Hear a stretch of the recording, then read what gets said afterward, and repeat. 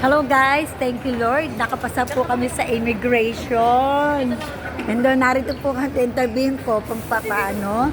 Nakapasa po kami sa immigration. One first doon. Pwede nang Ano ang na-interview sa'yo sa immigration? Ang na-interview sa akin kung nagtatrabaho na daw po ako, And then, sabi ko yes. ano pa tinanong sa'yo? Ang tinanong sa akin kung sino daw nag-fund ng travel ko. Ako. Oh. And then, Yabong eh. wala na. Yun lang po. Tapos ang sabi kasi ang nakalagay kasi sa e-travel ko, student. Pero sabi ko kakagraduate ko lang last October. So yun. Ako, hindi picture-picture na. Yes. O, diba? Ikaw naman, here ka. Anong say sa'yo sa interview, sa immigration? Nakapasa ka? First step? Saan lang ako nag-work dito sa Pilipinas? And then? Yun lang. Masyado na. Wala na ibang tinanong? Ano? Saan ako pupunta? And sino kasama mo? Tsaka kung nag-work ba ako sa government? Okay. And then, ikaw, Miss Kim, ano sabi sa'yo? Sa Wala. interview mo? Wala, ganun lang, kasimple. O, di ba? Imagine, ganun lang.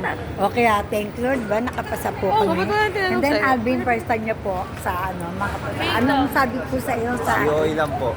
COE and then? Tapos tinanong lang po sa nakapupunta. Okay, yun lang? Opo. Okay. And then you, the second time around, para sa... Wala. Sa kanya. Ay, walang tinanong din sa kanya. Thank you, Lord. At si Ma'am Jan nagtatanong, first time din niya po mag-travel. Ano po sabi sa inyo sa immigration? Ano po interview sa inyo? Ito, kasama ko po yung mother ko. Ayan. Yung mother ko po walang tinanong. Tapos, ang tinanong po sa akin is, kung may kakilala daw po ako sa Hong Kong. So, sabi ko po wala. Wala. And then, kung kailan po ako nag-start sa company. So, hiningan din po ako ng ID. Tapos, And then? kung sponsored nga daw po ba yung Travel. Yung travel ko. Sabi ko po, in-sponsoran ko si mother ko. Tapos, kasama ko mga friends ko. So, sila na yung bahala sa kanilang O, di ba? COE hinanapan ka ba? hindi po. Ang hinahanap lang sa akin, company ID, tapos kung kailan ako nag-start doon. And then, yung booking activities kung kung may mga tickets na daw. Ayun, pinakita ko lang. O, di ba? Sa kanya, so actually, ma'am, marami rin sa kanya in-interview, pero lahat na-present niya. First time niya po mag-travel, Hong Kong na international. So, thank you Lord, nakapasa po kami lahat sa immigration. And then si mother, ganun din po. At wala din pong tinanong. First time ni mother.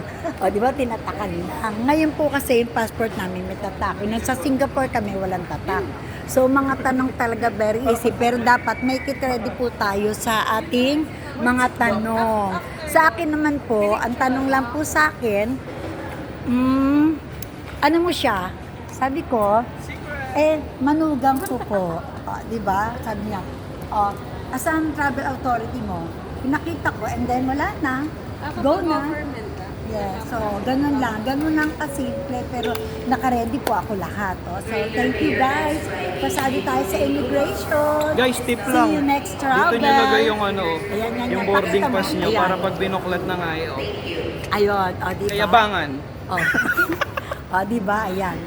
Saka ngayon po, yung passport, yung ano po namin, may taktak na. Nung nag-Singapore kami, wala siyang taktak. Antipolo yan man eh. Wala siyang taktak, pero ngayon, meron na. So, ayan guys. So alam nyo na, hindi po lahat, tinatanong, may COE, may ganyan-ganyan, pero lahat na. So, thank you guys. See you on next travel. Bye-bye.